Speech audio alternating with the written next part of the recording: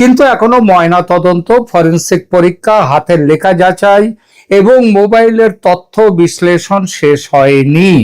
অতএব এখনই একে নিশ্চিতভাবে আত্মহত্যা বা হত্যা কোনোটাই বলা আইনসঙ্গত বা তথ্যসম্মত নয়। তবে রাজনৈতিকভাবে বিতর্কটি শুধু আত্মহত্যা না হত্যা এখানেই সীমাবদ্ধ নয়। আরো একটি গুরুত্বপূর্ণ প্রশ্ন উঠেছে, যদি আত্মহত্যাই হয়ে থাকে তাহলে তাকে সেই চরম সিদ্ধান্তের দিকে কে বা কারা ঠেলে দিল? অর্থাৎ আত্মহত্যায় কি কারো প্ররোচনা আছে? এখনো পর্যন্ত যেটা নিশ্চিত তথ্য সেটা হলো, রামপুরহাটে তার বাড়ির সংলগ্ন বা লাগোয়া তৃণমূলের দলীয় কার্যালয় থেকে তার ঝুলন্ত দেহ উদ্ধার করা হয়। ঘটনাস্থলে তার নামাঙ্কিত লেটার হেডে লেখা দুটি হাতে লেখা নোট পাওয়া গেছে, একটি নয় দুটি। এটা জানিয়েছেন বীরভূমের পুলিশ সুপার। নোটে লেখা রয়েছে, তিনি জীবনে কোনো কাজের বিনিময়ে টাকা নেননি, কোনো আর্থিক দুর্নীতির সঙ্গে যুক্ত ছিলেন না। সেখানে আরো লেখা আছে, দলের সব অন্যায় মেনে নিতে না পারলেও তিনি প্রতিবাদ করতে পারেননি।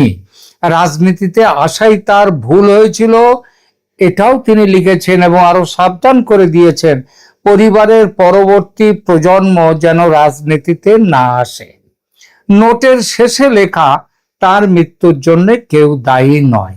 এই নোটে তারাপীঠ রামপুরহাট ডেভেলপমেন্ট অথরিটি বা তারাপীঠ রামপুরহাট উন্নয়ন পর্ষদ বা টিআরডি এর দুর্নীতির অভিযোগের প্রসঙ্গ আছে। তিনি লিখেছেন যে তিনি চেয়ারম্যান থাকলেও টেন্ডার কমিটি, চেকে সই, প্ল্যান অনুমোদন বা এনওসি দেওয়ার ক্ষমতা তার ছিল না। পুলিশ অস্বাভাবিক মৃত্যুর মামলা শুরু করেছে। ময়না তদন্তের পাশাপাশি নোটের হাতের লেখা এবং তার মোবাইল ফোন পরীক্ষা করা হচ্ছে বলে পুলিশ জানিয়েছে এবং এটা জানাচ্ছে সর্বভারতীয় সংবাদ মাধ্যম ইন্ডিয়ান এক্সপ্রেস পত্রিকা। আত্মহত্যার ধারণার পক্ষে কি কি বিষয় রয়েছে, কি কি প্রমাণ রয়েছে? প্রথমত, দেহ ঝুলন্ত অবস্থায় পাওয়া গেছে।